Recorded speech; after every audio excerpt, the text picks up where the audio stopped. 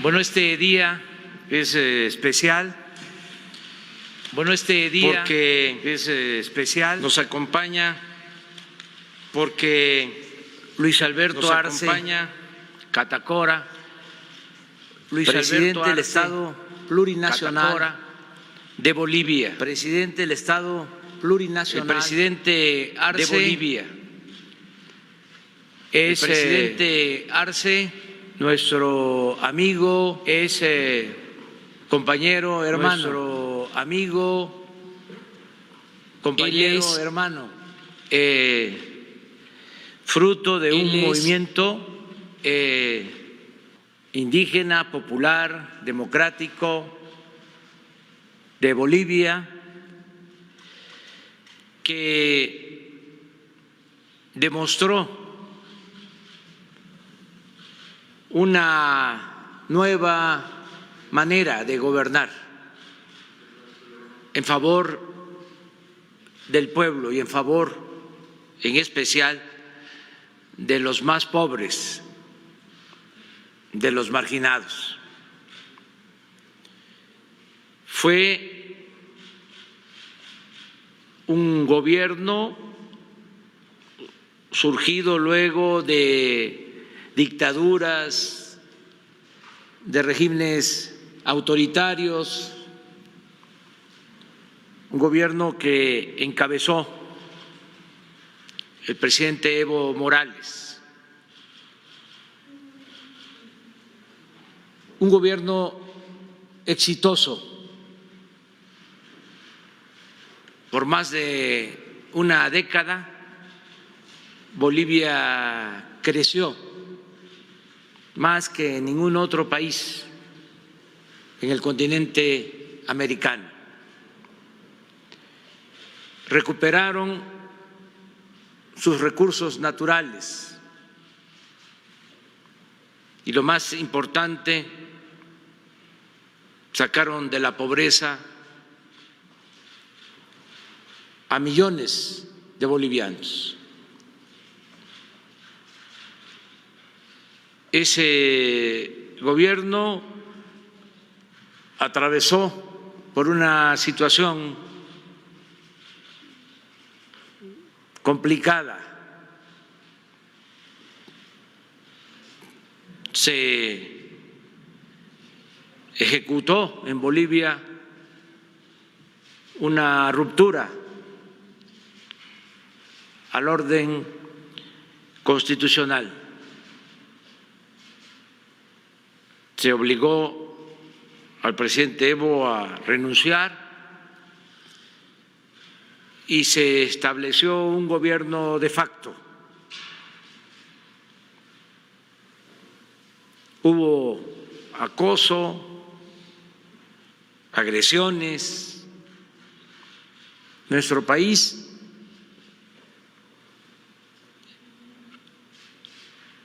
recurrió a su tradición de solidaridad y de aplicación al derecho de asilo. Se ofreció esta protección al presidente Evo, a los principales dirigentes del Movimiento Democrático de Bolivia,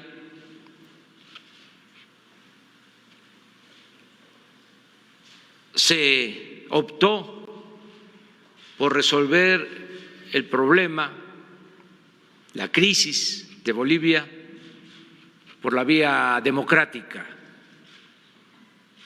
a pesar de el acoso, de la polarización.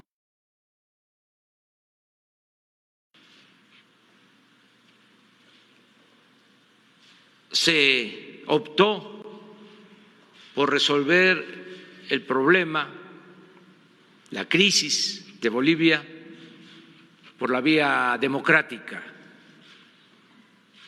a pesar de el acoso, de la polarización.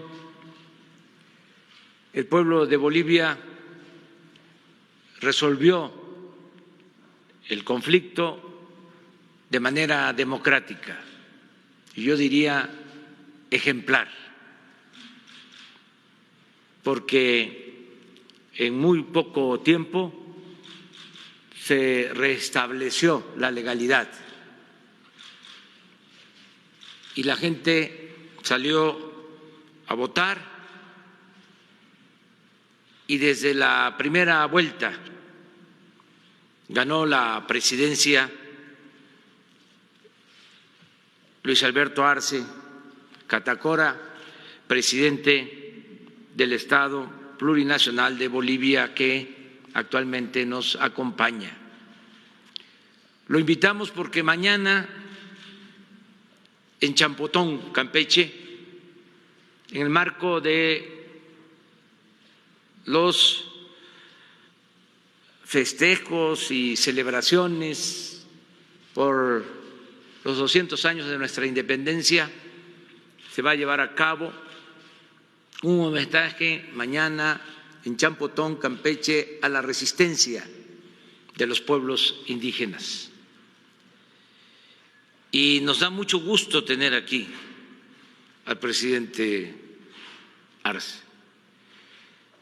Invitamos porque ellos representan la dignidad de todo un pueblo que lucha por la justicia, por las libertades, por la democracia y por hacer valer la soberanía de los pueblos y de las naciones.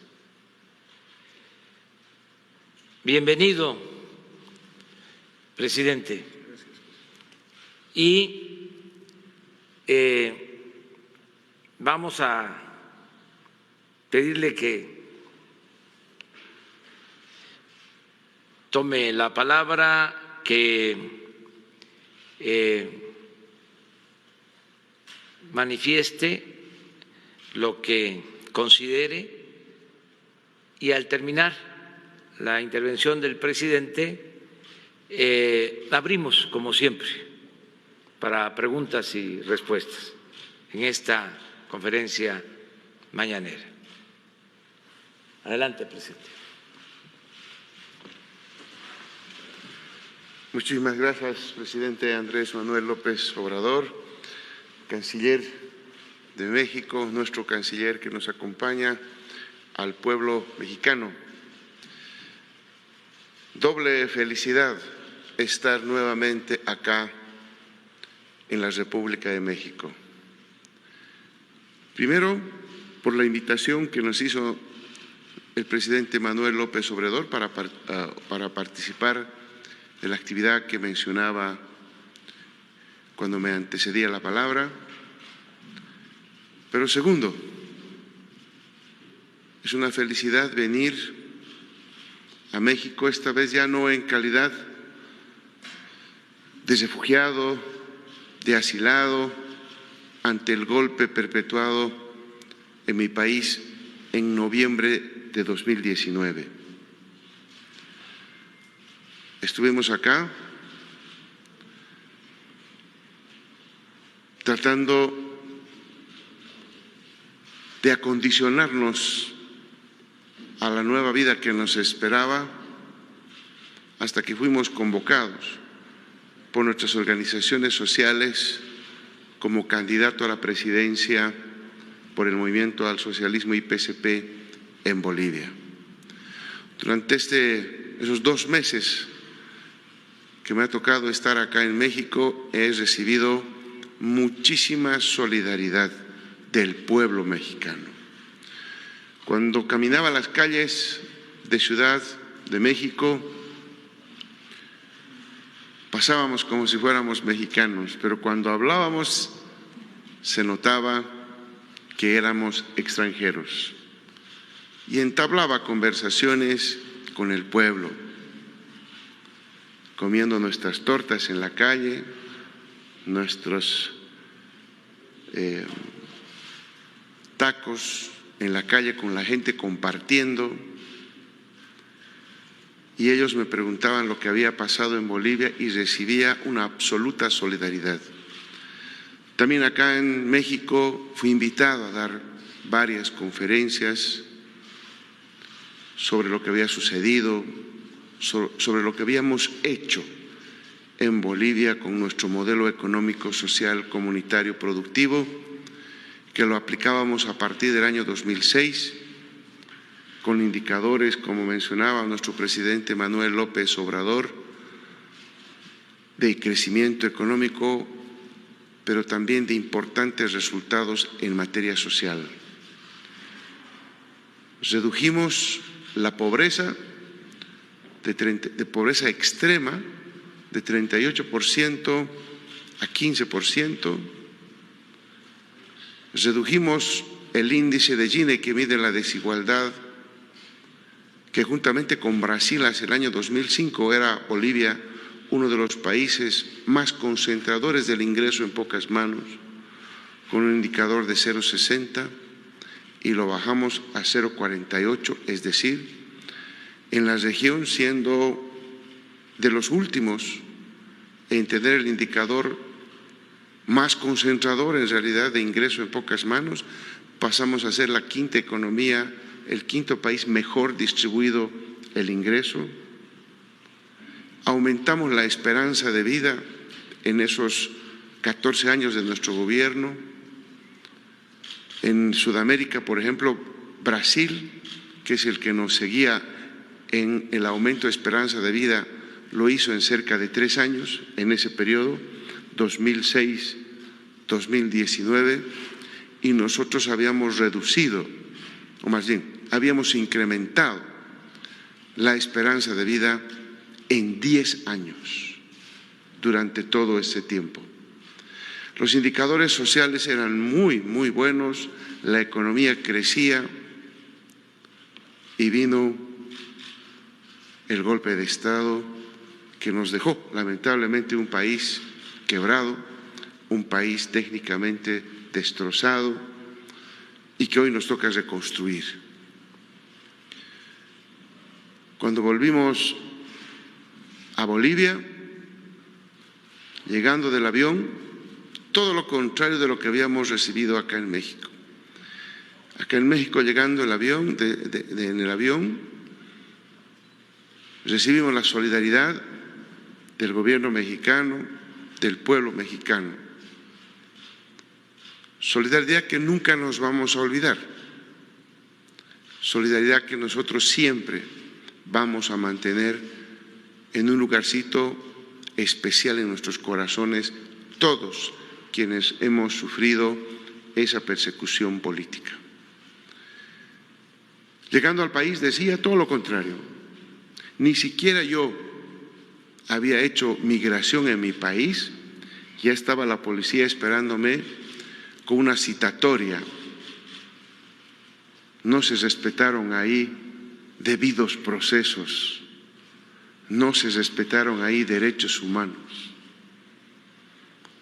Y gracias al apoyo del pueblo boliviano, a la conciencia del pueblo boliviano, recuperamos la patria para los bolivianos, recuperamos la democracia para los bolivianos en las urnas el pasado mes de octubre de 2020. Por eso, presidente Manuel López Obrador, para mí particularmente es doble alegría estar acá, poder compartir con usted la celebración de esa importante batalla, pero también para mí es simbólico venir al país que me cobijó, al país que se solidarizó con nuestro proceso de cambio en Bolivia y que hoy venimos a decirle, presidente Manuel López Obrador, recuperamos nuestra democracia, recuperamos nuestro proceso en Bolivia. Muchísimas gracias.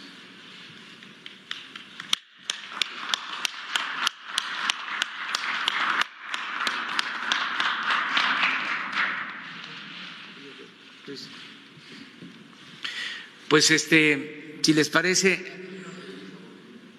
sí, empezamos.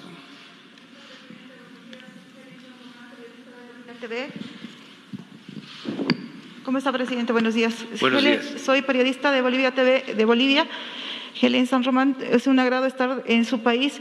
Presidente, hacerle dos consultas. ¿Qué significa restablecer para México principalmente estas relaciones bilaterales entre México y Bolivia?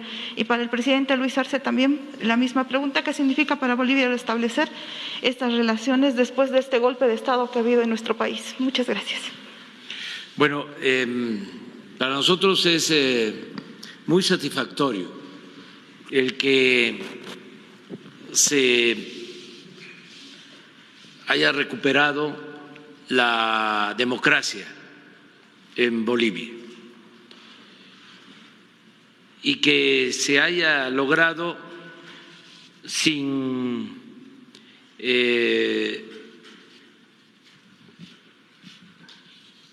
mucha violencia. Fue realmente una hazaña del pueblo de Bolivia. Y es satisfactorio también el que nos encontremos de nuevo, porque el pueblo de Bolivia y el pueblo de México son pueblos hermanos, pertenecemos a nuestra América y tenemos los mismos propósitos de justicia, de libertad, de desterrar el clasismo, el racismo, de hacer valer la igualdad y de reafirmar nuestra soberanía. Por eso celebramos la visita del presidente Arce.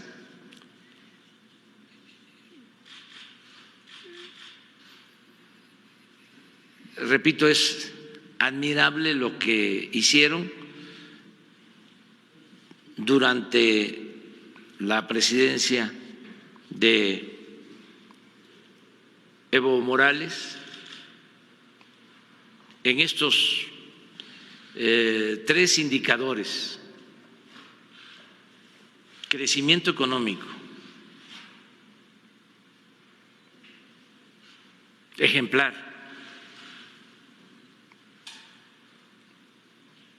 un promedio de crecimiento económico anual de 4.8%, y llegaron a tener una tasa de crecimiento en 2013 de 6.8%. Además, crecimiento económico sostenido. Lo segundo, que recuperaron sus recursos naturales.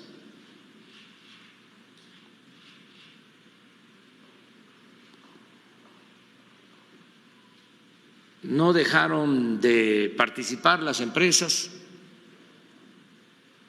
nacionales, extranjeras, pero el Estado de Bolivia manejó la renta, las utilidades que produjeron esas actividades económicas.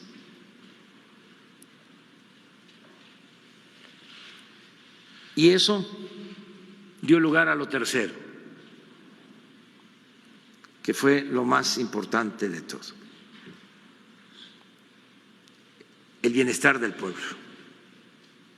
Toda esa renta que antes se iba al extranjero o se quedaba en unas cuantas manos, toda esa riqueza que se acumulaba en beneficio de una minoría, se distribuyó con justicia, y eso produjo el que millones de familias salieran de la pobreza. Entonces, por eso fue muy importante el proceso de antes del golpe. Incluso eso fue lo que llevó a esta grave violación que significó el que una minoría se impusiera por la fuerza. Recuerdo en esos días lo que pintaban en las casas de los dirigentes, de los servidores públicos, en las oficinas, consignas racistas, una vergüenza.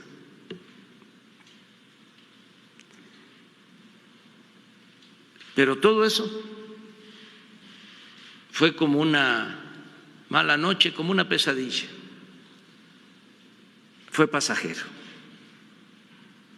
Y el pueblo de Bolivia resolvió por la vía democrática. Y ahora, a pesar del reto que significa la reconstrucción,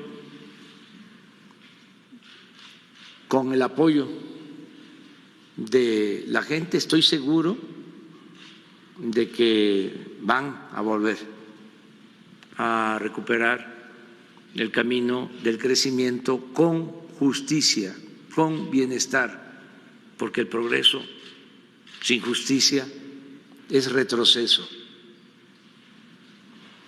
El modelo de Bolivia explica cómo es posible crear riqueza, porque no se puede distribuir lo que no se tiene, se necesita crear la riqueza, pero se tiene que procurar distribuir la riqueza, porque la riqueza no es contagiosa, tiene que participar el Estado para procurar que se distribuya y que se beneficie a todos. Ese es el modelo de Bolivia y fue exitoso y va a seguir siendo muy exitoso. Estamos muy contentos, la verdad, de estar aquí con el presidente.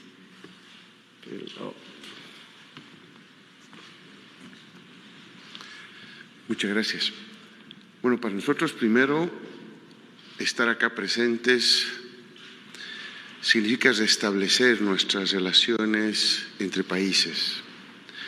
Lamentablemente, por la actitud del gobierno de facto anterior, nuestras relaciones con México y otros países como la China, como Argentina, en fin, se vieron absolutamente disminuidas.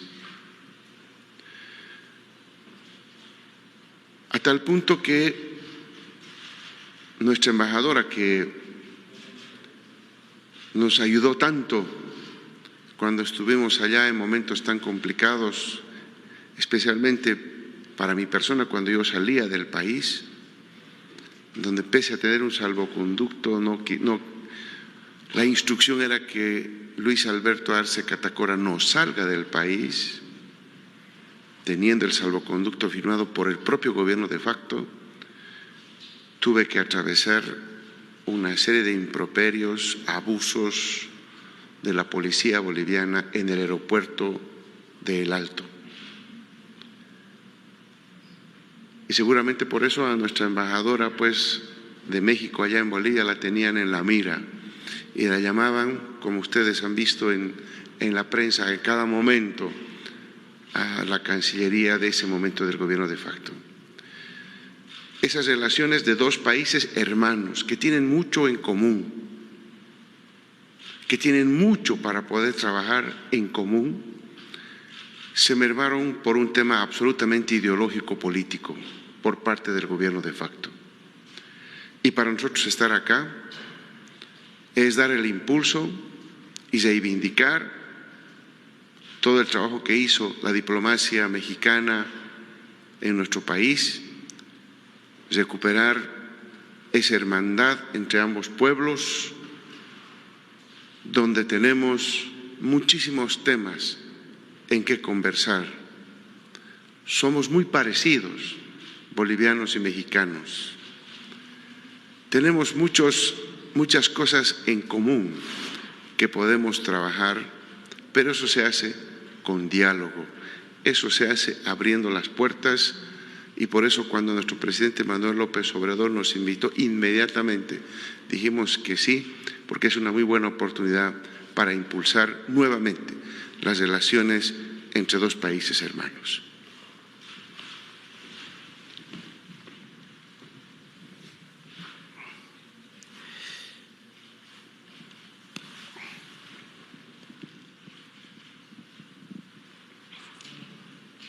Buenos días, señor presidente. Christine Murray, de la Fundación Thomson Reuters.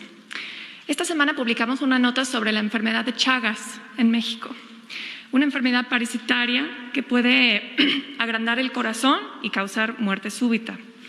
Académicos estiman que hay entre 1 millón y 2 millones de casos en México, pero entre 2003 y 2020 el gobierno mexicano encontró menos de 12,000.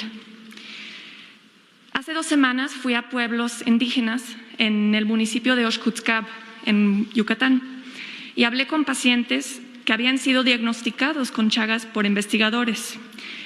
Es decir, saben que tienen Chagas, pero no han recibido ni un diagnóstico oficial del gobierno ni el tratamiento que les corresponde, y solamente está disponible a través del gobierno, de Senaprece, no se puede comprar en las farmacias.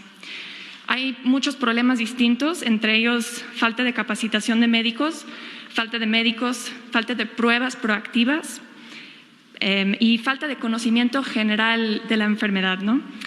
Pero la primera pregunta es, ¿qué va a hacer usted para que las docenas de personas en ese municipio en particular que saben que tienen Chagas, para que puedan recibir su tratamiento y el seguimiento que es su derecho? Gracias. Pues vamos a atenderlos. Ahora que estás planteándolo, le vamos a pedir al secretario de Salud, al doctor Jorge Alcocer, que lo atienda. Ya hay un programa para este propósito. Ahí en Oxcutzcab, Yucatán, acabamos de estar, bueno, hace relativamente poco, se están rehabilitando hospitales, ya estamos por reiniciar un hospital que dejaron en Ticul abandonado, y sí vamos a tomar en cuenta lo que tú estás planteando. Y la segunda pregunta, durante la pandemia los pocos diagnósticos que hay en México se cayeron a más de la mitad. ¿Qué va a hacer para asegurar que los sistemas de salud, Senaprece, tengan la capacidad, recursos y estrategia para encontrar y tratar más casos de esta enfermedad y otras que son clasificadas como desatendidas en México? Sí, desde antes de la pandemia, nosotros ya habíamos iniciado todo un plan para mejorar el sistema de salud que había quedado tirado, con cientos de centros de salud, de hospitales abandonados, sin medicamentos, sin médicos. Llevé a cabo una gira antes de la pandemia por 80 hospitales de el IMSS Bienestar, precisamente para hacer un diagnóstico de la situación de salud en el país. Ahí en Yucatán hay 3 hospitales del IMSS Bienestar y en los 3 no había, por ejemplo, pediatras, en los 3 hospitales. Y así, falta de médicos, de especialistas, de enfermeras, de trabajadores de la salud. Entonces, cuando llega la pandemia, pues tenemos que acelerar el plan de rehabilitación de hospitales. Contratamos más de 50,000 médicos, trabajadores de la salud, rehabilitamos hospitales y ahora tenemos más infraestructura que la que teníamos antes de la pandemia. O sea, el COVID nos demandó más atención, incluso más presupuesto. Desde antes de la pandemia ya habíamos decidido aumentar el presupuesto de salud en 40,000 millones de pesos. Pero ya con la pandemia fue mucho más. Solo las vacunas significan 38,000 millones de pesos. Entonces, esperemos que terminando de vacunar a todo el pueblo, que ya tenemos los contratos, que se controle por completo y en definitiva la pandemia, y vamos a utilizar toda la infraestructura, no vamos a despedir a los que contratamos por la pandemia, se van a quedar ya trabajando. Ya también se reformó el artículo 4 de la Constitución para garantizar el derecho a la salud. La atención médica es gratuita, que no lo era, y los medicamentos también. Entonces, vamos a seguir fortaleciendo el sector salud en el país. Ese es el plan, regresar a la normalidad. Sin embargo, todavía tenemos que seguir atendiendo la pandemia, porque no podemos confiarnos, tenemos que estar preparados para enfrentar en mejores circunstancias una posible tercera ola de la pandemia. Ahora van bajando el número de contagios, ¿sí? Pero tenemos que apurarnos para vacunar, de modo que si hay un rebrote, una tercera ola, ya nos agarre vacunados, sobre todo a los adultos mayores. Hoy en la mañana precisamente ya tomamos la decisión de ampliar la vacunación. Va a intervenir la Secretaría de Marina, la Secretaría de la Defensa, todo el personal médico para vacunar a más personas en estos días. Vamos a incrementar el número de vacunados diarios.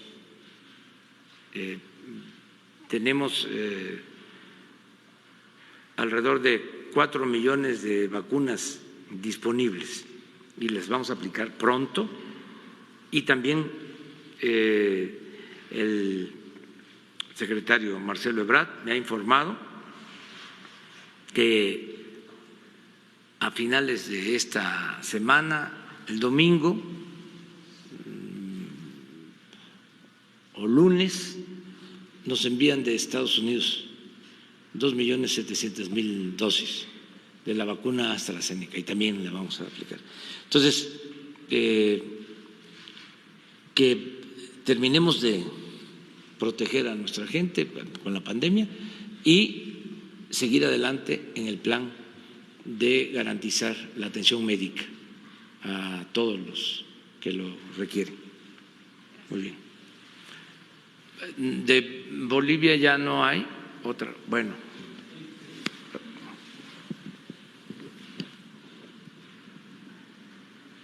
Buenos días, presidente. Gracias. Hans Salazar, de Noticiero en Redes.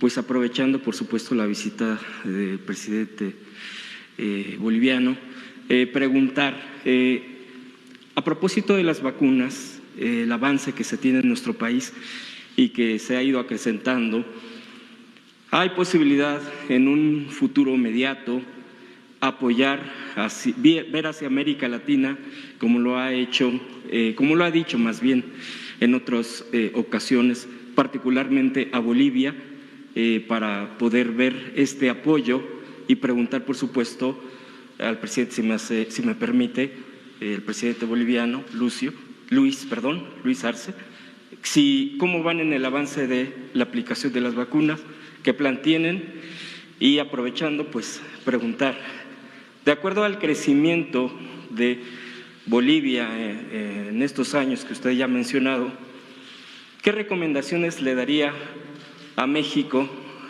para poder tener este fortalecimiento en la economía? Ya ha habido avances, pero con la pandemia ha habido un golpe mundial a la economía. ¿Qué medidas podría recomendar a México de acuerdo a toda su experiencia que tiene?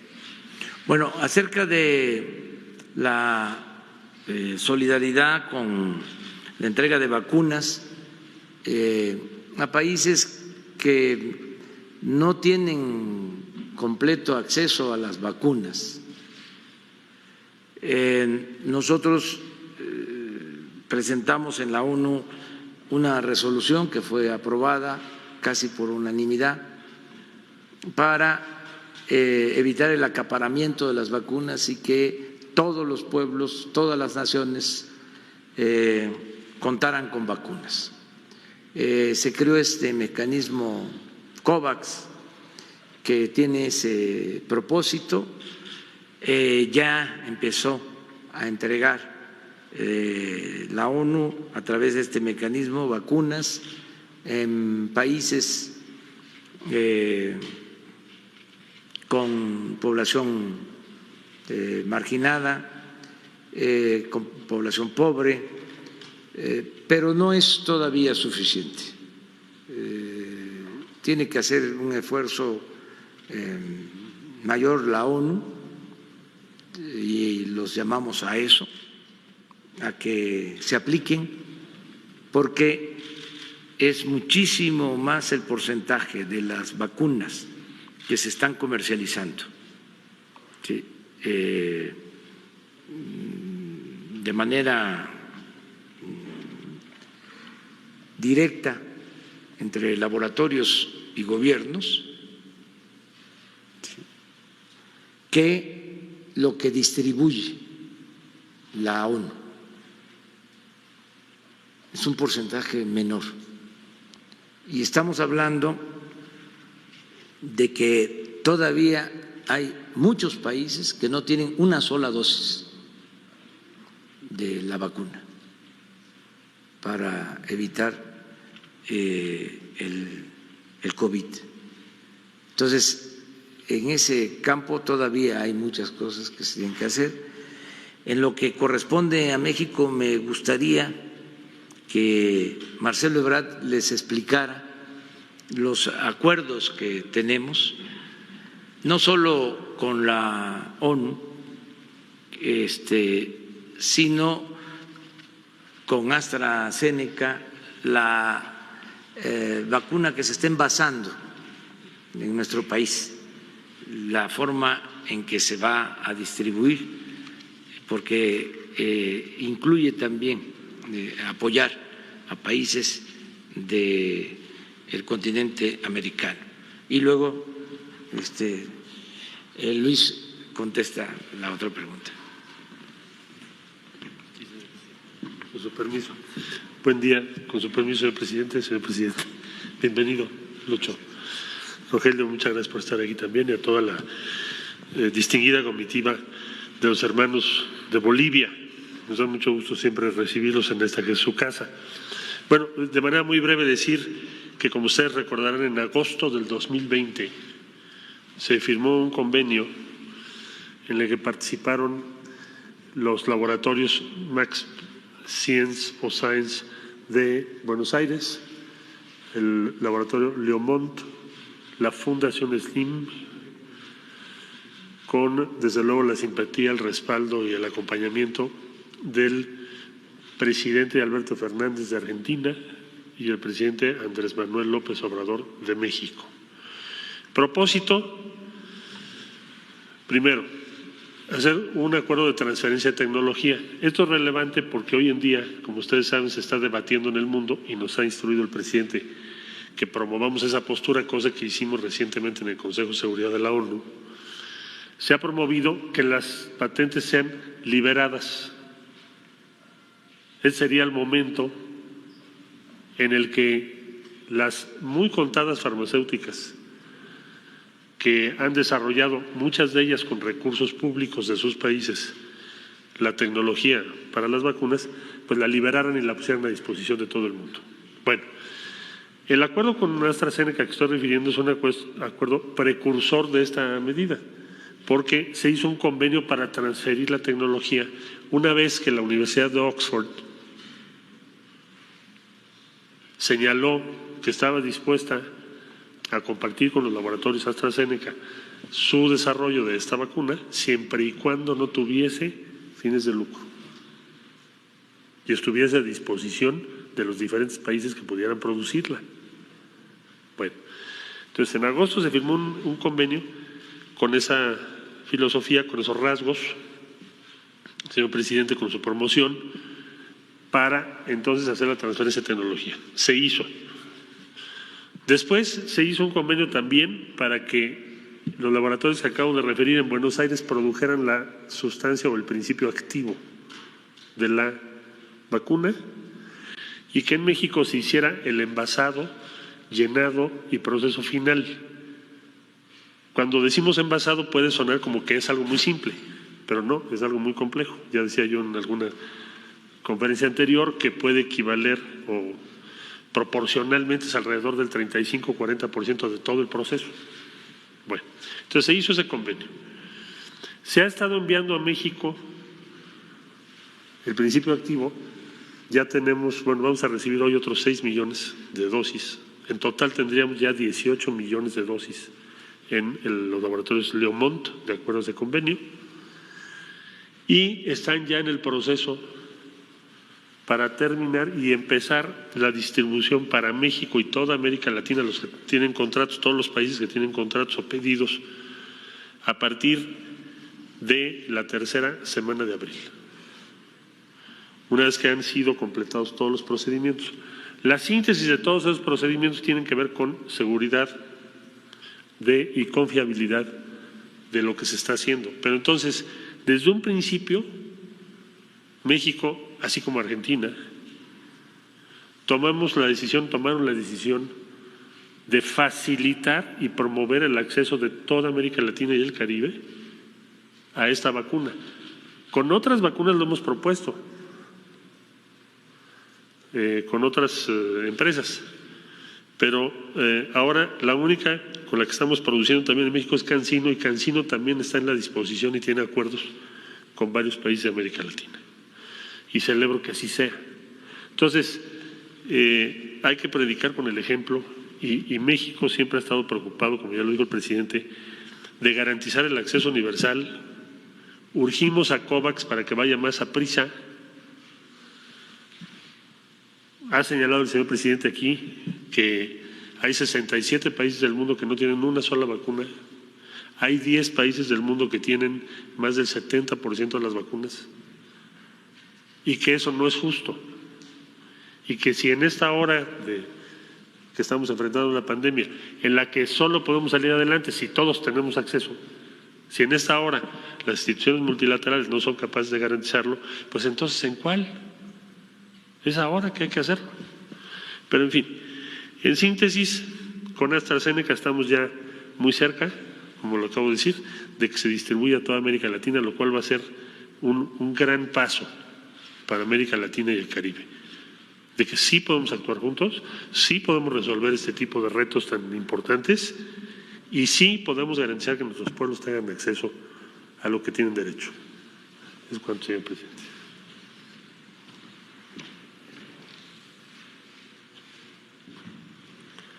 Muchas gracias por la pregunta. Bueno, primero empezar diciendo que cuando ingresamos al gobierno no se había suscrito ningún contrato de compra de vacunas. Nosotros ya desde mucho más antes habíamos iniciado contactos con la República Popular China, con Rusia para poder acceder a las vacunas, y tuvimos que reaccionar muy rápidamente.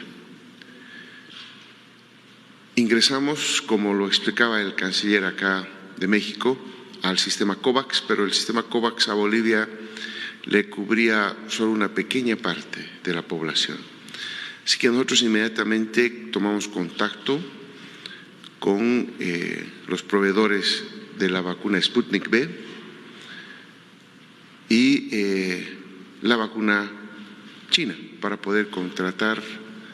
Y evidentemente todo el mundo estaba buscando las vacunas, era un bien escaso en ese momento en el planeta, así que hicimos todo lo que pudimos y logramos conseguir, y ya hemos empezado primero en diciembre. Nosotros no se había realizado desde nuestro punto de vista un manejo adecuado de la pandemia en Bolivia, no habían pruebas, no se hacían pruebas, y por lo tanto si no hay pruebas uno no puede tener la seguridad de cuánto es el avance real de la enfermedad. Nosotros empezamos en el mes de diciembre, ya a poco tiempo de haber entrado al gobierno, compramos unas pruebas rápidas, unas pruebas antígenos nasales, que tienen una alta correlación con el PCR para poder detectar primero quiénes estaban. Nosotros aplicamos una estrategia en Bolivia en 3 pilares. Uno, la detección para aislar y para medicar. Un segundo elemento es una coordinación, porque en Bolivia el tema de la salud se divide la responsabilidad en los 3 estamentos, lo que nosotros llamamos municipios, las gobernaciones departamentales y el gobierno nacional. Entonces rápidamente coordinamos con los 3 estamentos del Estado plurinacional Y la tercera estrategia, el tercer pilar de la estrategia era vacunas. Vacunas que empezamos ya en el mes de enero, una pequeña parte que nos llegó, y ya febrero y marzo hemos ido gradualmente incrementando. Es un tema evidentemente de producción que falta en el planeta sobre las vacunas, pero hemos logrado nosotros varios contratos que nos van a permitir llegar, esperamos hasta octubre de este año, poder estar vacunando al 100% de las personas potencialmente vacunables, porque recordemos que no hay una vacuna todavía para menores de 18 años. Por lo tanto, eso es lo que hemos hecho, ya estamos vacunando en Bolivia. Hasta, como repito, no se había hecho absolutamente nada al respecto y nosotros ya estamos en esa vacunación. Con respecto a la segunda parte de la pregunta, bueno, en realidad nuestro modelo económico, nosotros creemos y lo hemos difundido así, no solamente en universidades latinoamericanas, sino en universidades europeas, norteamericanas. Estuvimos en Harvard, estuvimos en Chicago y estuvimos en varias universidades europeas también difundiendo el modelo, los pilares del modelo económico. Y nosotros estamos convencidos de que un país que tiene recursos naturales, un país que tiene potencial de generación de excedente económico, la clave de eso es la apropiación por parte del Estado del excedente económico y la redistribución en la población. La clave, que nosotros lo hemos comprobado, la hipótesis nuestra de trabajo hacia el año 2005, cuando todavía no estábamos en gobierno, donde planteamos al pueblo boliviano la opción del modelo económico nuestro frente al viejo modelo neoliberal, era pues básicamente generar excedentes económicos que, en lugar de que el mercado sea el mecanismo de asignación, sea el Estado. ¿Y por qué el Estado? Porque se tenía que hacer una labor fundamental. El modelo neoliberal normalmente y en todo lugar hemos visto que genera concentración de ingreso en pocas manos. Es parte de la lógica del propio modelo económico neoliberal. Lo que nosotros tenemos que hacer, por lo tanto, somos la antítesis de ello, es la redistribución del ingreso. Y esa redistribución del ingreso no la va a hacer el mercado, lo hace el Estado. Por lo tanto, en nuestro modelo económico se genera el excedente económico, viene del gas, viene de la electricidad, viene de la minería, en fin, y eso el Estado se apropia del excedente y lo redistribuye entre la población con políticas redistributivas que llamamos nosotros los bonos, ¿no? Que son transferencias condicionadas que el Estado hace a la población. Nosotros debemos ser ahora el tercero o quinto país ya que tiene una renta universal, una pensión universal. Todos en Bolivia tienen una pensión que sale, una jubilación, no sé cómo la llaman ustedes acá, que sale de los recursos naturales, que parte de los recursos naturales se redistribuyen en toda la población, hayan aportado o no hayan aportado a la seguridad social. Por lo tanto, los que tienen seguridad social se benefician doblemente, pero aquellos que fundamentalmente en el área rural, nuestros hermanos campesinos que trabajan en el campo, los trabajadores gremiales, que nosotros los llamamos así, a la gente que vende en los mercados y que no tiene un empleo, no tiene ingreso fijo, cuando termina su vida útil no tiene ninguna pensión. Esta es la pensión que nosotros tenemos. Cuando yo veía las cifras del 2019, éramos el quinto país en el mundo y el primero en los países en desarrollo que tenía una pensión universal.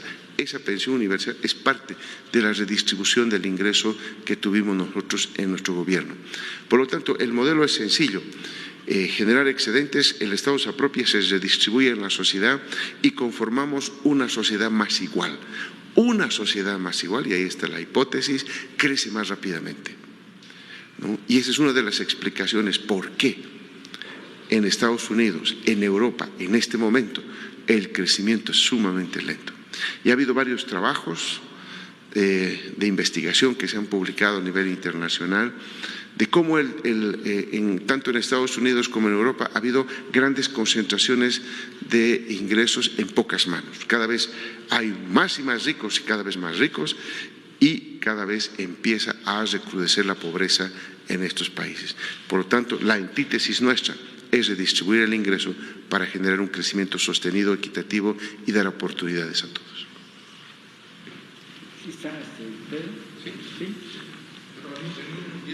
Bueno, Presidente, finalmente, ¿ven algún tipo de cooperación, nada más para complementar este tema, algún tipo de cooperación en el futuro mediato, ya sea un acuerdo de cooperación económico, comercial, o incluso en el tema de las mineras? Nosotros tenemos en este momento en el país, y aquí se ha tocado en la conferencia, el problema con las mineras en nuestro país, que bueno, pues han arrasado con el tema de medio ambiente, los trabajadores, en fin, muchas condiciones que se han tocado aquí.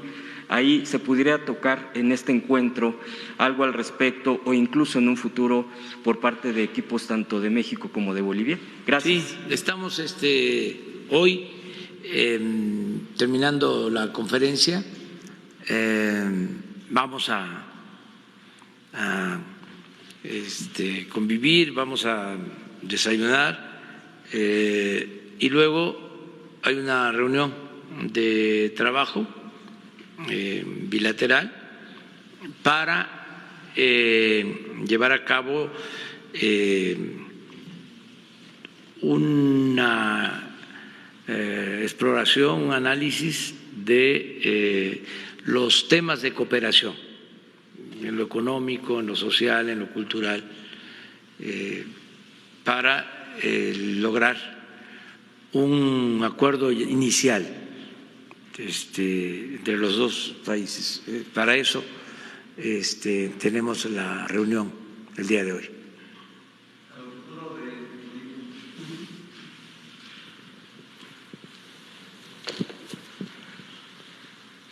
Gracias. Buenos días, Ernesto Ledesma de Rompeviento TV. Es precisamente sobre el tema de la minería. Y quisiera hacer esta pregunta para ambos mandatarios, si me lo permite, el presidente Arce también y usted, señor López Obrador, que tiene que ver con el litio. México pues está ya catalogado como el 7º país con litio en el mundo, y el presidente López Obrador, desde que tomó posesión, pues ya impidió que se dieran más concesiones a mineras. Sin embargo, señor presidente, las mineras han tomado una estrategia distinta, y tanto en el año 2019 y 2020, pues se pasan esa concesión que tienen, se la venden a otra empresa minera. Les leo un pequeño fragmento de una investigación que hizo la doctora Violeta Núñez, que dice: en el 2019, la empresa Ganfeng Lithium, la mayor productora del mundo de litio, adquirió el 22.5% del proyecto Sonora Lithium de la empresa Bacanora Lithium, que es de Inglaterra, que tiene una concesión de más de 100,000 hectáreas en el estado de Sonora.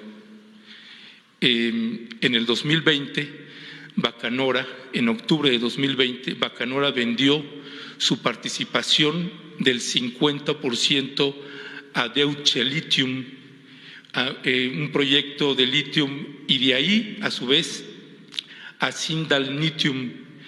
Es decir, Bacanora ha estado vendiendo parte de su propia concesión a otras, de tal manera que entre el año 2019 y 2020, ahora el litio, que es mexicano, nuestro litio, no es de nosotros, lo tienen ahora 3 empresas, una china, una inglesa y una alemana, solo en esto. Es decir, que esta iniciativa que usted tomó de impedir que se dieran más concesiones, pues no está deteniendo que haya un saqueo indiscriminado con respecto del litio en nuestro país. El caso de Bolivia es un caso emblemático en el mundo, porque ustedes nacionalizaron el litio, y no solamente lo nacionalizaron, también están produciendo con el propio litio, es decir, lo están industrializando también.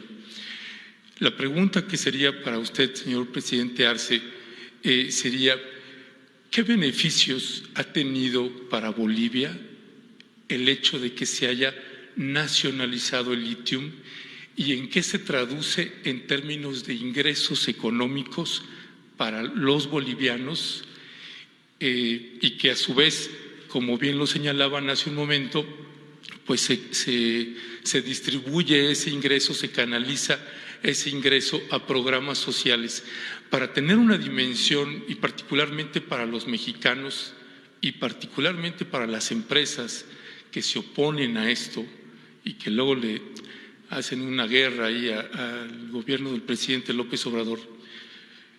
¿Cómo se benefició el hecho de haber nacionalizado el litio?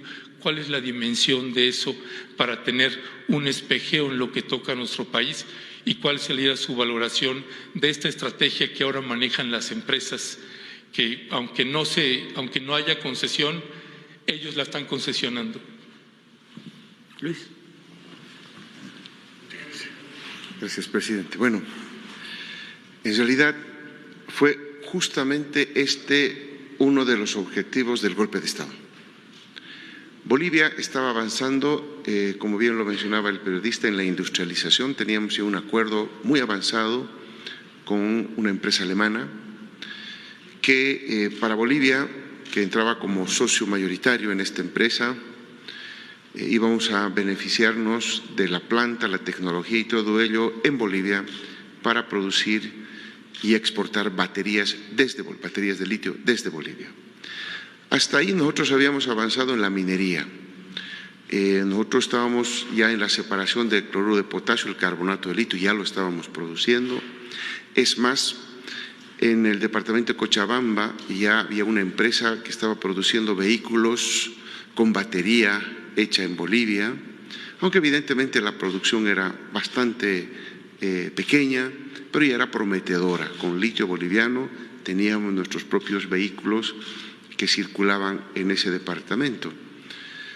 Y cuando estábamos por suscribir justamente el contrato con esta empresa alemana para que venga a Bolivia en definitiva y pueda construir la planta y empezar a producir baterías de litio, viene el golpe de Estado, que justamente uno de los pilares fue generar en el departamento Potosí, donde está la mayor reserva de litio que tenemos en el Salar de Uyuni, generar condiciones de protesta por supuestamente muy pocas regalías, que muy largo el contrato, el plazo del contrato con Alemania. Empezaron justo a pocas semanas de llevarse las elecciones del año 2019. El Gobierno Nacional, para evitar cualquier conmoción preelectoral, paralizó el proyecto, que después, paradójicamente, retomaba el gobierno de facto, y habían declaraciones del candidato a la vicepresidencia, Samuel Doria Medina, que mencionaba sería muy interesante que la empresa Tesla pudiera venir a Bolivia a industrializar el litio, ya lo mencionaba. Y a las pocas semanas también se conocía en las redes sociales una declaración de un alto ejecutivo de Tesla que decía que ellos van a hacer golpe de Estado allá donde sea necesario. Entonces a nosotros nos quedó absolutamente claro que el objetivo económico del golpe de Estado era el control del litio boliviano, que felizmente con el retorno de la democracia en Bolivia el Estado recupera. Estamos reiniciando todo este elemento, todas estas negociaciones que se tenían con Alemania, y bueno, ¿por qué no abrirnos también a otros países que pudieran hacer un mejor trabajo y ofrecernos una mejor tecnología para el país? Lo cierto que hasta donde hemos podido avanzar, estamos produciendo y exportando en realidad cloruro de potasio, y estamos en la producción de baterías de litio a muy pequeña escala para una fábrica de vehículos nuestro en Bolivia. Por lo tanto, para nosotros el control de los recursos naturales es un tema estratégico. La historia de Bolivia, como decía Marcelo Quiroga Santa Cruz, un gran pensador político boliviano, decía que la historia de Bolivia se traduce en la historia del saqueo de nuestros recursos naturales. Y justamente nuestro modelo ha puesto fin a ese saqueo de nuestros recursos naturales, y el Estado es el que lo hace y se beneficia a toda la población a través de estos mecanismos de redistribución del ingreso. Nosotros estamos analizando la posibilidad de tener una mayor participación en lo de la explotación del litio. Vamos a seguir revisando la importancia para nuestra economía de explotar este recurso natural. En el caso de las concesiones, se dieron tantas en el periodo neoliberal que sí cuesta trabajo regular todo lo que significa el comercio, la venta de estas mismas concesiones, porque en sentido estricto se entregaron estas concesiones en demasía, no para producir ni oro, ni plata, ni cobre, ni litio, sino fundamentalmente, aunque parezca increíble, para especular en el mercado financiero. El tener una concesión significa el poder llevar a cabo operaciones en el mercado financiero. Por eso llegaron a concesionar el 60% del territorio nacional, 120 millones de hectáreas. ¿Cuándo terminan de explotar 120 millones de hectáreas? Pues nunca. Lo cierto es que se entregaron las concesiones con otro propósito. Son muy pocas las concesiones que se están trabajando, donde hay inversión. Es un poco lo que sucedió también con la reforma energética. Se entregó el 20% de todo el territorio petrolero de México, el 20%, en 107 contratos, hace 5 años. Y se suponía que con esa entrega, con esa privatización, iba a llegar mucha inversión extranjera y se iba a producir más petróleo. Se hablaba de que íbamos a estar produciendo para estos tiempos 3 millones de barriles diarios. ¿Cuál fue la realidad? No llegó la inversión extranjera y no llega ni a 20,000 barriles diarios lo que producen las empresas que tienen esas concesiones. ¿Por qué no las cancelamos? Porque no queremos tener problema. Además, como dejaron el 80% del territorio donde hay petróleo y estamos rehabilitando, modernizando, limpiando a Pemex, pues en ese 80% estamos explorando y produciendo petróleo. Además hay una cosa muy importante que tiene que ver con los recursos naturales.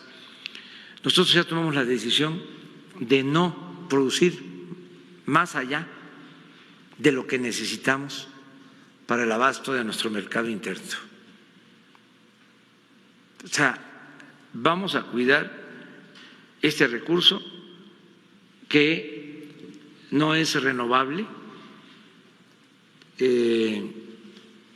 Vamos a conservarlo y a dejar la herencia a las nuevas generaciones, porque no es solo de nuestra generación, es de las que vienen. Entonces, no vamos a sobreexplotar.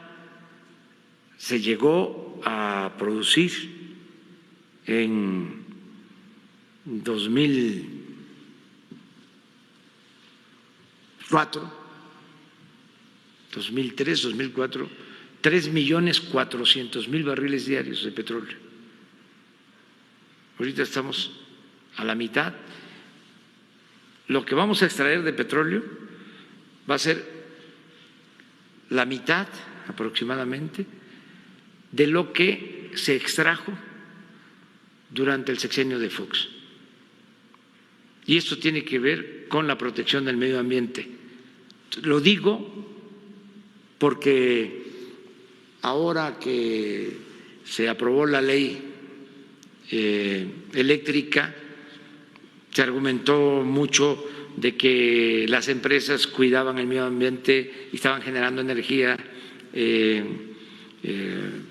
con recursos renovables, energías limpias, y que el gobierno estaba optando por el quemar energías como el combustóleo, el carbón, el diésel, energías sucias. Pues no, estamos cuidando la materia prima, estamos cuidando el petróleo.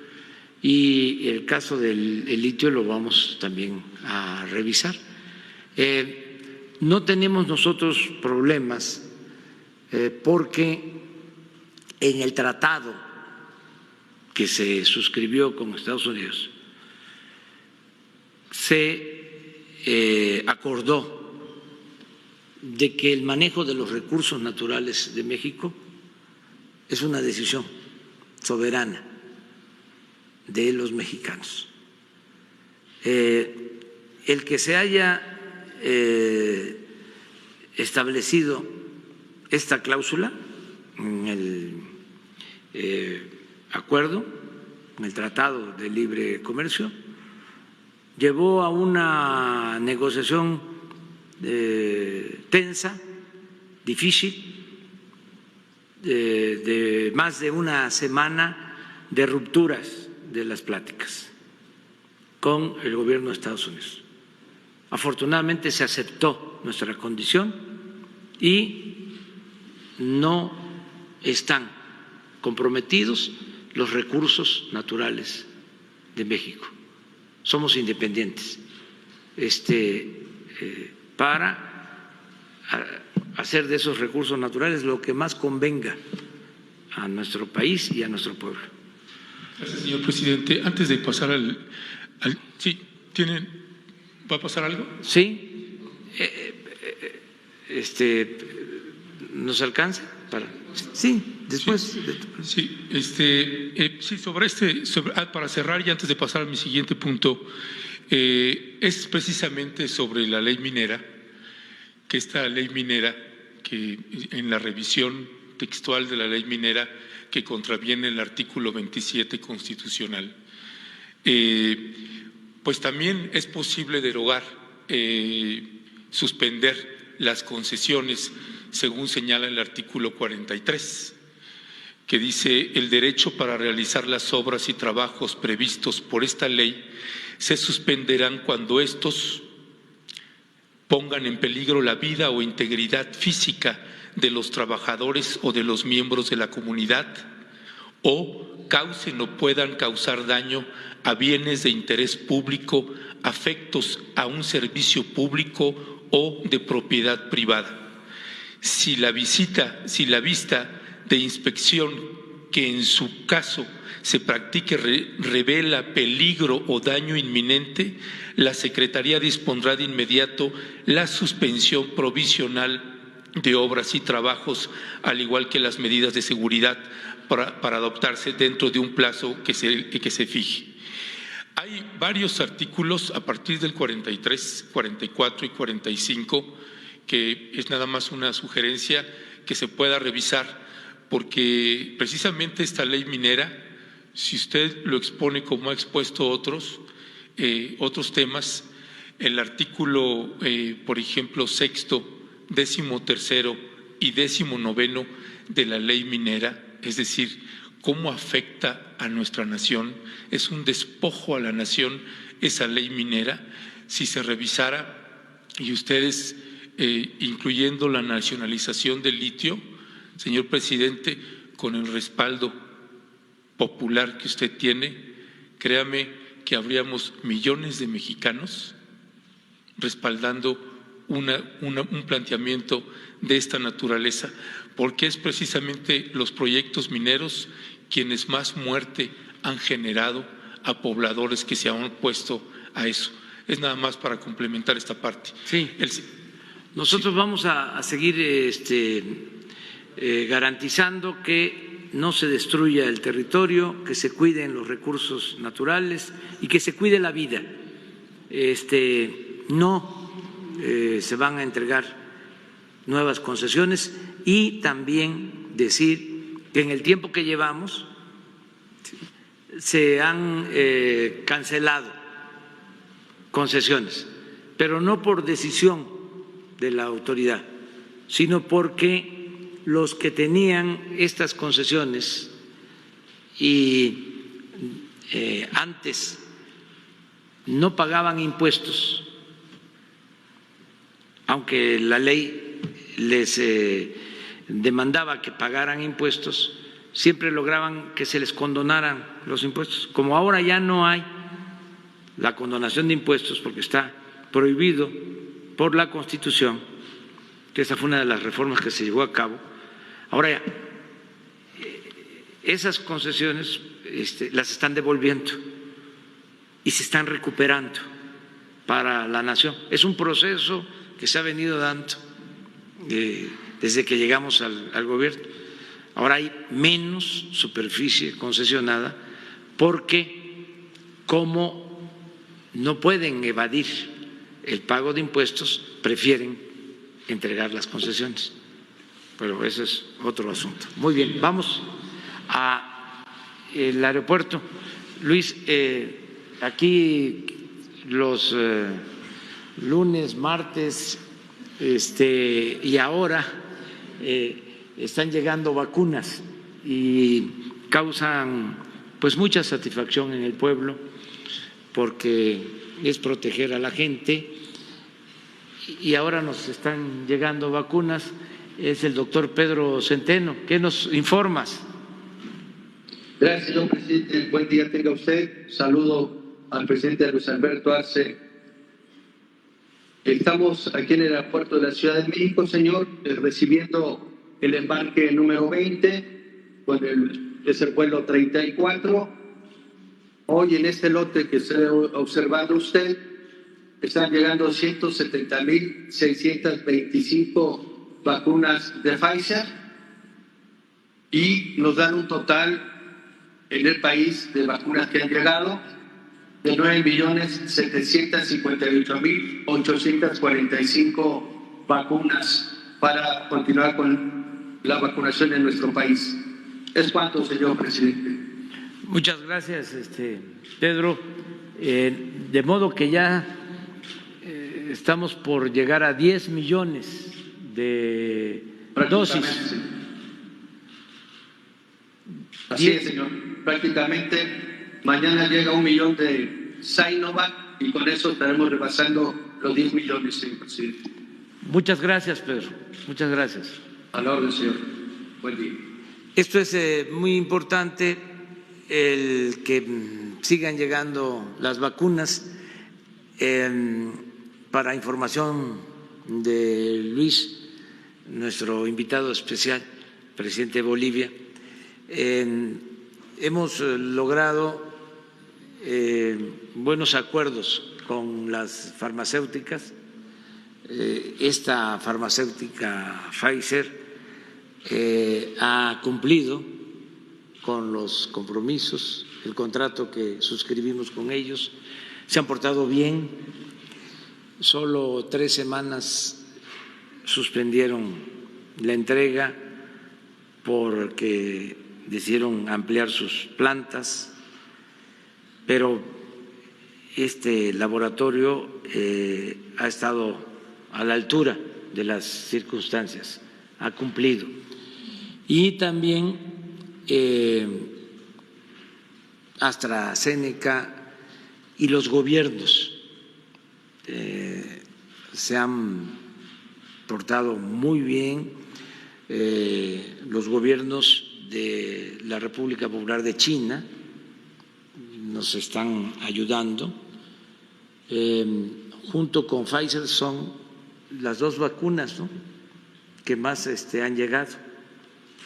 Incluso ya en el caso de China se está envasando la vacuna CanSino, que tiene la ventaja de requerir poca refrigeración y es una dosis, o sea, es una inyección y nos ayuda mucho para el medio rural, para vacunar en una sola vez para el medio rural. El presidente Putin también, hablamos por teléfono con él, se portó muy solidario y tenemos también contratos con ellos para la Sputnik 5 y el presidente Biden también respondió a nuestra petición y como lo expresó o me lo informó el secretario de Relaciones, Marcelo Ebrard, ya están haciéndose los trámites porque el domingo o lunes llegan 2.700.000 dosis de Estados Unidos. Tenemos buenas relaciones con los gobiernos del mundo, con todos los pueblos del mundo. Esa es la política exterior de México, sustentada en el artículo 89 de nuestra Constitución, que establecen los principios de no intervención, de autodeterminación de los pueblos, solución pacífica de las controversias, y vamos muy bien en nuestras relaciones internacionales. Pero en este caso es muy especial, repito, que estén ustedes aquí. O sea, se puede decir religiosamente que fue un milagro,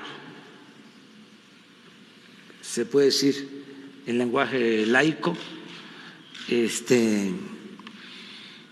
que se trató de una hazaña del pueblo de Bolivia, el que estén ustedes aquí, presidente.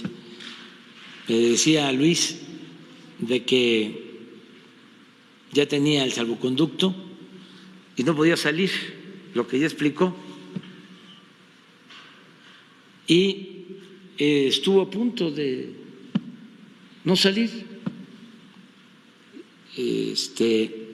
Imagínense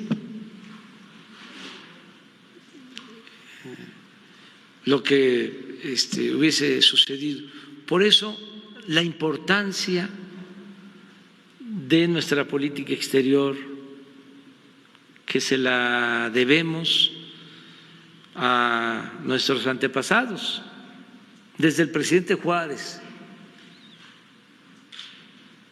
con su principio de respeto a los derechos ajenos para conseguir la paz, hasta la política de protección, de apoyo a perseguidos del presidente Cárdenas, ejemplar, y luego a otros gobiernos.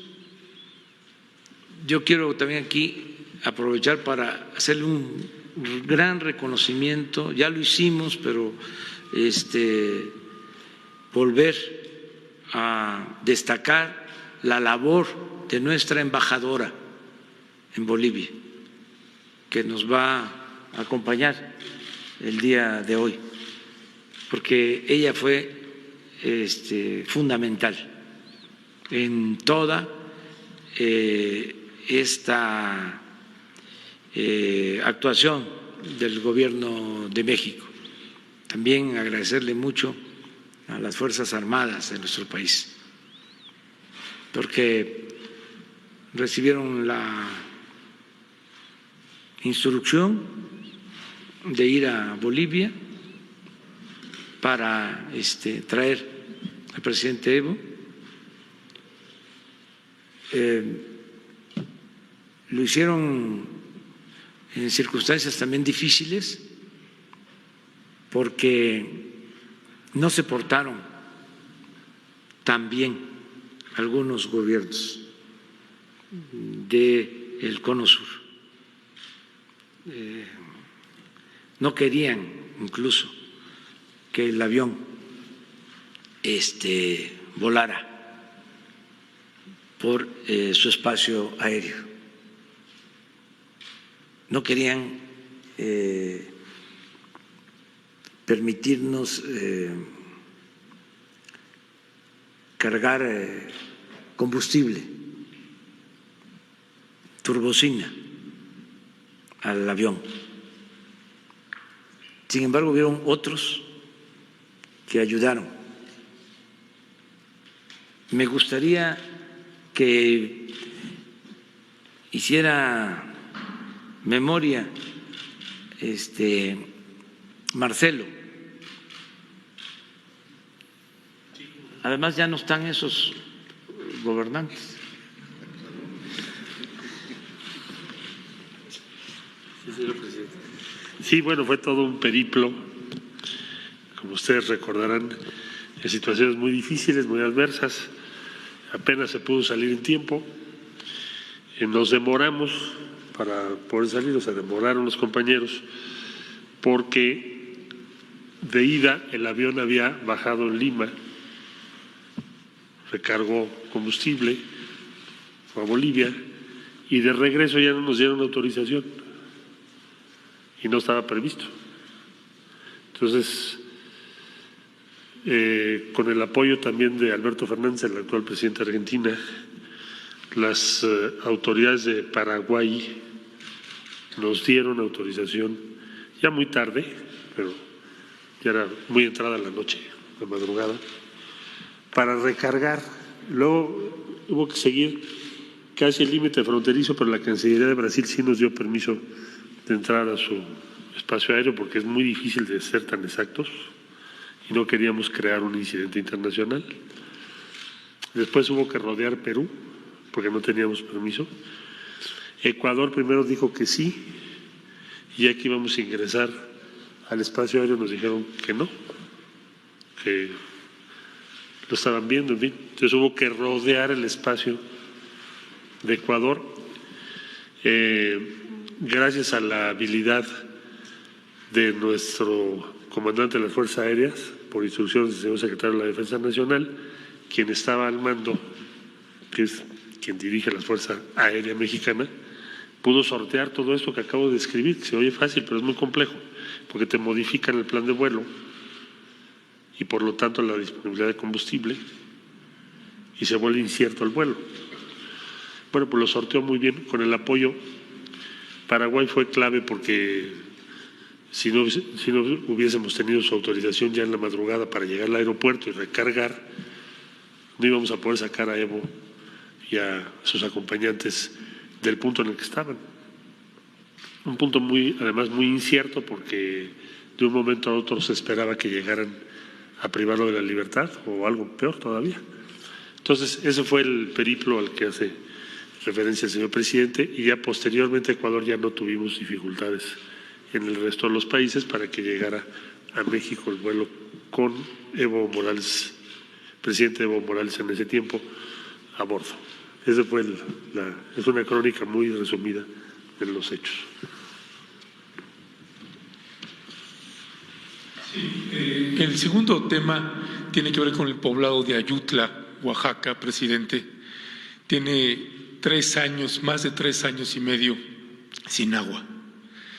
Es un tema que incluso en agosto de 2019, cuando usted pasó por ahí, se abordó y el gobernador Murat dijo que en 2 días se resolvería el problema del agua. Se habló de un pozo que se les iba a dar para todo el poblado, pues evidentemente el poblado sigue sin agua, teniendo un manantial ahí. Se dice fácil, pero de pronto se normaliza. Es un pueblo indígena, 100% indígena, y se normaliza que pueblos indígenas puedan aguantar así sin agua. ha pasado toda la pandemia sin agua y hasta el día de hoy siguen sin agua. Cuando han protestado, cuando estaba el fiscal anterior de Oaxaca, se les hacía campaña en redes, se les llamaba indígenas fifís por estar exigiendo el agua. Ahí en la protesta hubo 4 mujeres indígenas que fueron secuestradas y torturadas. Ni voy a decir de qué va ahí, pues no. Pero es un caso emblemático y tremendo. Y el gobernador Murat pues nada más dice, y simple y llanamente es un poblado que teniendo un manantial ahí, que como decía el gobernador Murat, es un manantial muy grande, capaz de abastecer de agua a todo Oaxaca, pues para ese pueblo indígena no hay agua y para esas mujeres que protestaron no hay justicia. ¿Qué tendría que pasar, presidente? ¿Cómo podría ser? Porque si usted tomara la decisión, ese pueblo podría tener agua. Y es el planteamiento en concreto sobre ese tema. Pues fíjate que yo tengo otros datos. También en esto, miren, para contextualizar, ¿sí? Porque tú planteas, es un pueblo, Ayutla, que no tiene agua, ¿sí? Y pones en del otro lado al gobierno. Pero lo que se tiene que decir es que es un problema entre 2 comunidades, ¿sí? O sea, que existe un manantial en efecto y que es un problema entre las 2 comunidades indígenas, ¿sí? O sea, igual. O sea, no es la comunidad y el gobierno, es un asunto incluso no solo por el agua, sino por las tierras, como hay muchísimos conflictos en Oaxaca, en Chiapas, en todos lados, entre las mismas comunidades. Entonces, el gobernador Murat ha estado allá buscando la conciliación para llegar a un acuerdo. Sin embargo, no se ha podido que todos en la comunidad de Ayutla acepten las condiciones para el acuerdo. Vamos de todas maneras a pedirle al gobernador Murat que nos informe, porque no es un asunto, repito, que no hiciste mención a que es una confrontación entre comunidades por el agua y por la tierra. Sí, pero sí conozco el caso. Sí. Y el punto es que el gobernador Murat ha ido en 2 ocasiones a inaugurar el pozo. Sí. Y siguen sin agua. Y con respecto de lo del conflicto, usted maneja, está haciendo el mismo trato con el caso de Chiapas, con el caso de Aldama, y lo está homologando con este. Y acá, en esos 2 casos de Ayutla y el de Aldama, se repite el mismo planteamiento. Hay un grupo paramilitar, un grupo armado, y el punto fundamental en este caso de Ayutla es cómo garantizar que tenga agua, sí, porque un poblado completo no tiene agua. Y si usted me dice, bueno, pues es que es un conflicto intercomunitario, pues hay un grupo armado y el otro poblado no está armado, no hay confrontación, simple y llanamente detienen el agua. El punto es, ¿entonces se van a quedar sin agua en Ayutla? No, hay que buscar la solución, pero no es un asunto maniqueo. Exacto. O sea, de buenos y de malos. Es un conflicto entre dos comunidades que hay que buscar un acuerdo, ¿sí? Porque los otros no son malos, ¿sí? Tienen sus razones y hay que escuchar a todos. Estamos hablando, ¿sí?, de comunidades pobres, ¿sí? Ahí no hay caciques o oligarcas, ¿sí? No existen, ¿sí? Son comunidades que tienen las mismas características en lo económico, en lo social, ¿sí? Entonces, tenemos que buscar siempre la conciliación, ¿sí? Siempre la conciliación entre ellos. Y sí, el gobernador está haciendo todo lo que puede para resolver el problema. Y tengo incluso entendido que ya un número considerable de pobladores de Ayutla están aceptando llegar a un acuerdo, pero hay un grupo, ¿sí?, que no quiere que se arregle el asunto. ¿Quién le da esa información, presidente? Pues yo ando siempre en los pueblos. No, usted estuvo en el 2019 no, por Ayutla. No. He estado constantemente porque ahí estamos construyendo caminos y constantemente estoy allá. O sea, no me malinforman. Sí. No lo permito. Entonces, lo que yo sí creo, ¿sí?, es de que se tiene que buscar un acuerdo, pero tomar en cuenta todo lo que realmente sucede.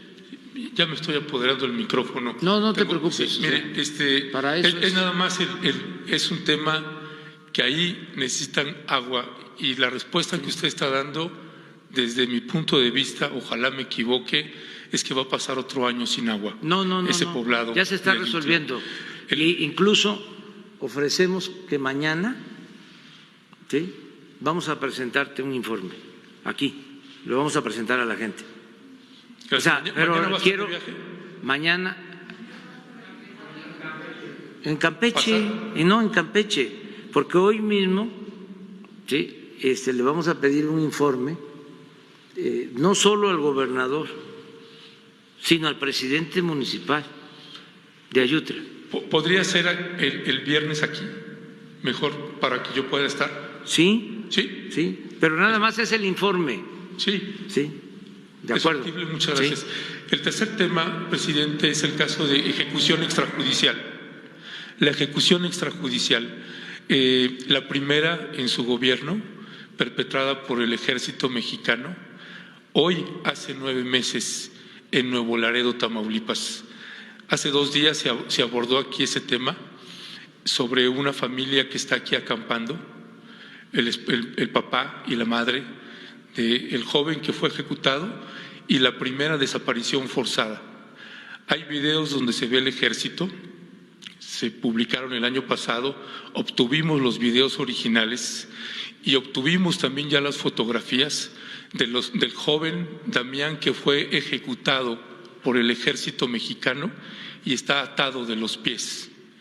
Está golpeado, era un joven que había sido secuestrado y torturado. Están las imágenes audiovisuales y fotográficas. Esta familia lleva 1 mes de campamento aquí y nadie les atiende. No, sí se les ha atendido. La Fiscalía General de la República, la que está ubicada en Nuevo Laredo, se declaró incompetente y lo pasó para acá. Y acá, la Fiscalía de aquí lo vuelve a canalizar para allá. Me llamó la atención, presidente, que hace 2 días que se abordó ese tema, aquí estaba el secretario de la Defensa Nacional. Es precisamente el ejército quien cometió, la primera ejecución extrajudicial en su gobierno y la primera desaparición forzada, porque el hijo de esos señores que están ahí, de esa pareja que está ahí, tiene 9 meses sin aparecer y se lo llevó el ejército, como se demuestra en los videos. Y no, es audiovisualmente, y no hay una respuesta para esa familia. Los tienen, el ejército dice, les dijeron del ejército que nos díganle a la Comisión Nacional de Derechos Humanos que nos mande un exhorto, y nosotros respondemos, y no hay respuesta de la Secretaría de Defensa Nacional qué unidad militar de combate era, por ejemplo, ¿no? Sí, pero se va a informar sobre eso, y tampoco comparto tu punto de vista, con todo respeto. Pero, Leti, ¿tú no tienes información de los que están? Sí, bueno, vamos a informar sobre eso, porque el día que estuvimos aquí, hace 2 días, yo pedí información, me dijeron de que se están atendiendo a los familiares. Tengo otra información. Lo único que quiero que quede claro es de que nosotros no permitimos la represión, no somos iguales, ¿sí?, a los gobiernos anteriores. Sí. Sí, no, pero los del alto comisionado, ¿sí?, quisieran equipararnos con los gobiernos anteriores. Nosotros no somos autoritarios, no somos represivos, y el ejército mexicano está cuidando y protegiendo los derechos humanos. Entonces, no se trata, es la primera vez, no, pero no solo que es el único caso, no, es la primera vez que hay un señalamiento como el que estás haciendo tú. Por eso necesitamos aclararlo, ¿sí?, porque si hay algo que cuidamos es el que no se violen los derechos humanos. Entonces vamos a informar. El viernes va a estar aquí Alejandro Encinas, ¿sí?, con el informe correspondiente y videos y todo lo que tiene que ver con esto, para que la gente tenga la información general. En su caso, en su gobierno, la Secretaría de la Defensa actúa completamente distinta que como actúa antes. Es nada más, este es el único caso. Pero aunque sea un solo caso, o sea, tenemos que esclarecerlo, porque no ha habido ninguna denuncia. El caso de Laredo, de Nuevo Laredo, ¿sí?, está en una investigación, se está tratando y se está revisando para ver si hubo un uso indebido de la fuerza, si se excedieron, pero está abierto el expediente sobre este asunto, pero vamos aquí el viernes a tratarlo porque es muy importante. O sea, en el gobierno, los gobiernos anteriores se permitieron las masacres, ¿sí?, y los defensores de derechos humanos de la sociedad civil o de la llamada sociedad civil, lo que antes se conocía como pueblo, se quedaron callados ante las masacres. Incluso los organismos de la ONU, defensores de derechos humanos, de la OEA, y ahora lo que les urge es tener pretextos o excusas para señalar de que somos iguales, y eso no. Miren, cuando estábamos en la lucha para la transformación de México, la oligarquía, la mafia del poder, los delincuentes de cuello blanco, los que se adueñaron del gobierno durante todo el periodo neoliberal, fueron creando una corriente de pensamiento según la cual todos los políticos éramos lo mismo, un gran desprestigio para legisladores, para dirigentes políticos. Todos son iguales, para que la gente no participara. Incluso grupos de izquierda que llamaban a no votar, porque todos éramos iguales. Eso fue lo que hizo el movimiento zapatista, hablando en plata. No protestaban con Fox, no protestaron con Calderón, no protestaron con Peña. Y era no votar. ¿Para qué? Todos son lo mismo, todos son iguales. Afortunadamente, pues la gente piensa de otra forma, ¿sí? Y nosotros también nos dedicamos a decir no somos iguales, nosotros no somos corruptos. Yo llegué a decir en la campaña, me pueden llamar peje, pero no soy lagarto. No somos iguales. Entonces, ya en el gobierno, quienes no creían que se podía llevar a cabo una transformación por la vía pacífica y por la vía electoral, se quedaron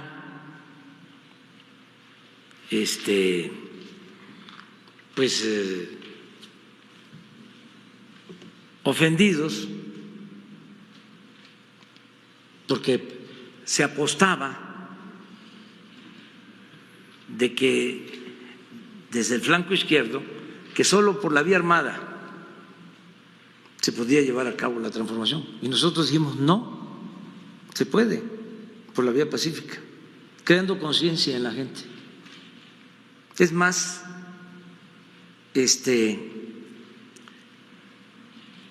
así se asegura de que no haya traiciones hacia adelante, porque cuando se trata de un grupo, una vanguardia, ¿sí?, y no es la toma de conciencia de un pueblo entero, esa vanguardia se puede echar a perder, como ha sucedido en países donde incluso han habido movimientos armados, guerrillas, y han tomado el gobierno y han llegado y han hecho malas cosas y han generado una gran decepción en el pueblo. Después de muchos sacrificios y de pérdida de vidas humanas, nosotros apostamos a la vía pacífica y a llevar a cabo una revolución de las conciencias, y esto se logró. Entonces, quienes no pensaban de esa manera, que creían de que era posible otra vía, eso de buena fe, porque también había mucha manipulación, un poco lo que aquí mencionó Luis, que nosotros lo enfrentamos. Cuando se busca un acuerdo que es importante para la nación, de repente surgen organizaciones no gubernamentales, aparentemente independientes, de la llamada sociedad civil a oponerse,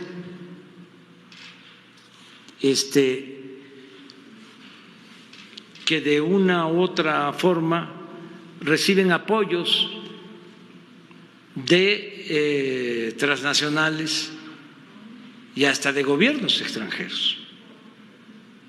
Entonces, no somos iguales. Nosotros vamos siempre a respetar los derechos humanos y este caso, ¿sí? Porque pues yo no quiero pasar a la historia como un presidente que no quería que se violaran los derechos humanos, que sin embargo solo hubo un caso. No queremos ni un solo caso, porque no solo saquearon al país durante el periodo neoliberal, sino utilizaron, ¿sí?, la fuerza, declararon la guerra a la delincuencia organizada sin atender las causas que originaban la violencia. Y hubieron masacres. Y aquí hablábamos de que en los periodos en que estuvo gobernando el conservadurismo, en los enfrentamientos, eran más los muertos que los detenidos, porque remataban a los heridos.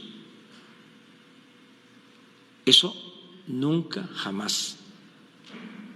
Entonces, tú tienes todo el derecho, además tú eres una persona de buena fe, de plantear estas cosas, pero son para nosotros cuestiones fundamentales.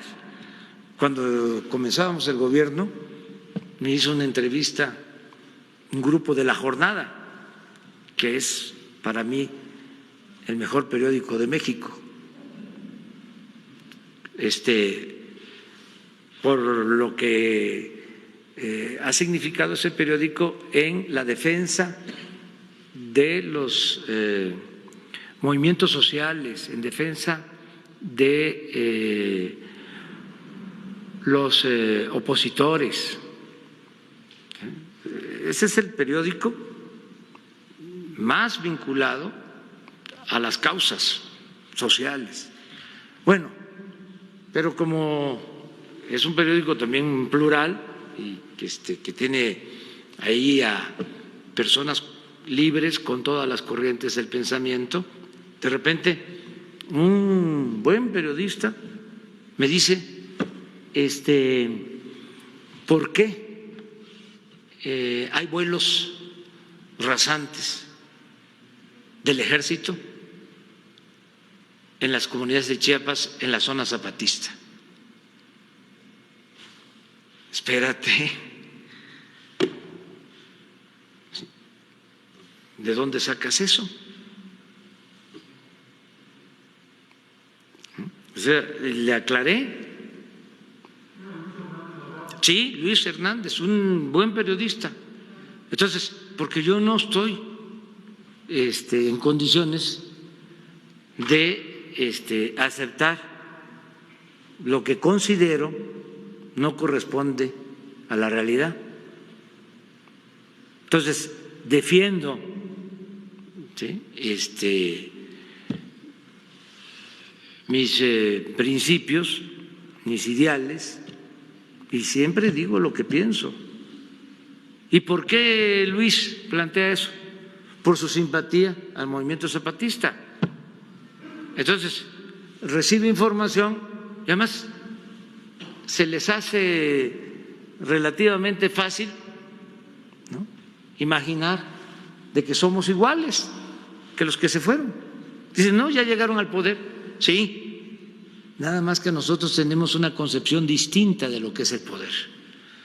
Nosotros siempre hemos dicho, y lo llevamos a la práctica, de que el poder solo tiene sentido y se convierte en virtud cuando se pone al servicio de los demás. No es el poder por el poder, no es la parafernalia del poder, no es la prepotencia, no es el autoritarismo, no es avasallar, es convencer, es persuadir, es lo que decía Juárez, nada por la fuerza, todo por la razón y el derecho. Entonces es muy importante. Ya con esto vamos a terminar la conferencia porque ya Luis estuvo con nosotros y además va a seguir estando con nosotros. Es, repito, nuestro hermano, nuestro compañero, como son hermanos y son compañeros todos los bolivianos. Así que los queremos mucho. Muchas gracias. Vamos, Luis.